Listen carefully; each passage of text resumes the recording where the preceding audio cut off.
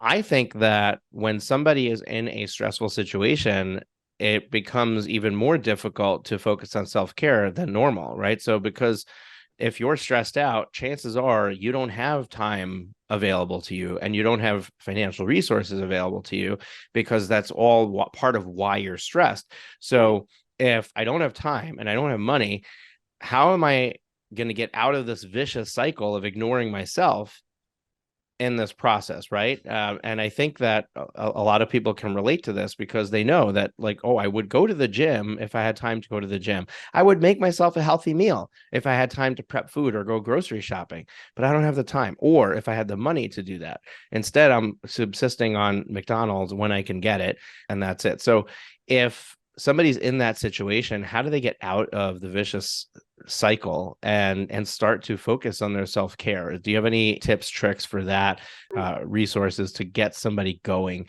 in the right direction? Well, we can't invent time. I wish I could, but can't do that. I think one of the things If you that could, we'd be having a totally different we conversation, we right? would we would we need to figure out how to create more time. And I know you think, yeah, right, but you're exactly right. When you're feeling like you have too much to do, it's very hard to step back and take a break. But it's important to do that because it's likely you're not efficient. If you're not giving yourself that time to take a break, you're not being efficient, you're not on top of your game, you're not thinking as clearly, you're not thinking as quickly. And you will find that if you give yourself a break, you're probably going to get your work done a lot quicker and better. And it's hard to imagine that until you actually give yourself the permission to take the break. So perhaps start small with something with lower stakes and take the break and see how it works. And then you can build from there. There's the question of priorities. I mean, are you taking on every single case possible no matter what? Do you really need to take on every single case possible? Or do you need to be a little more discretionary in what you take on? I mean, there are a lot of things to think about in that sense. If you are doing takeout, can you get something healthier? Can you get Panera instead of McDonald's? What are things that you can do in that way? It's hard to talk hypothetically, but those are some ideas. Yeah, my health coach would argue that Panera is not a healthy option, but Well, it's definitely healthier than McDonald's, right? So like we're right. we're on we're on a scale here, and Right. if you can improve in one direction, that's definitely an improvement. Look, I think that you're absolutely right, and we make time for the things that we want to make time for.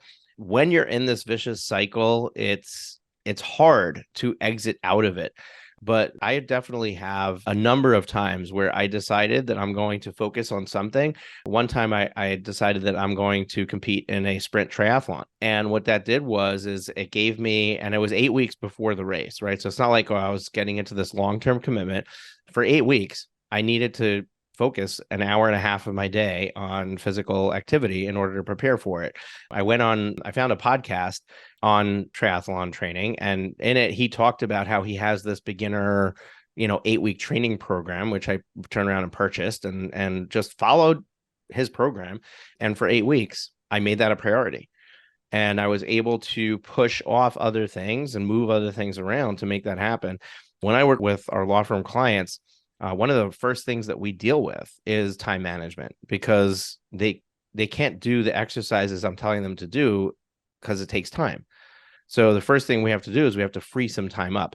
I even have a program called Reclaim an Hour a Day, which is basically intended to give you that hour to work on your business versus in your business.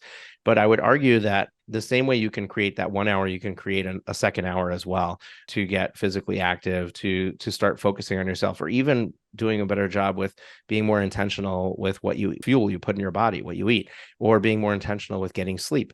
So there's a lot of areas of self-care that you could focus on, but it all comes with just making a decision that I Right. want to make a change. Right. And I think that if you decide that this is important to you, which hopefully our conversation right now that I'm having with Traci, hopefully that conversation is enough to highlight this and bring it to the forefront and say, hey, this is really something that you need to focus on, because it spirals, it gets worse. And if you don't stop it, if you don't stop the spiral, ultimately you're going to end up with cardiovascular disease or cancer or some really disastrous, situation with your muscles and joints. And it could have all been prevented had you taken the time right now to just say, okay, this is important for me and I'm going to start doing this. And even if it's something small, like I'm going to take a 15-minute walk before I go into work. I'm going to, if you have young kids, I'm going to get the kids off to school and I'm going to change from rushing out of the house, jump in the car to drive to the office, or rushing to my office if you're working virtually to get to work and start reading my emails, to, hey, I'm just going to take 15 minutes. I'm going to walk around the neighborhood and I'm going to come back and clear. My head will get cleared. I will feel good because I started getting that physical activity in, and now I can start work. Then there's other things about the way you operate at work. Like, why are you starting off checking your email messages?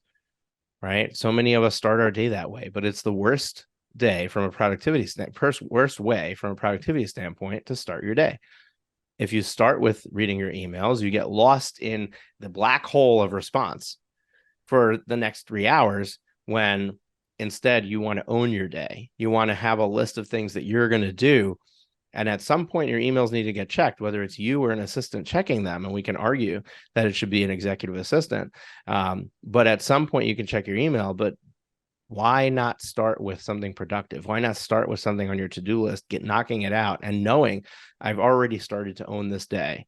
And now I can jump in and I can be more proactive in and more specific in who I'm going to respond to, how I'm going to respond to them, instead of getting lost in the process.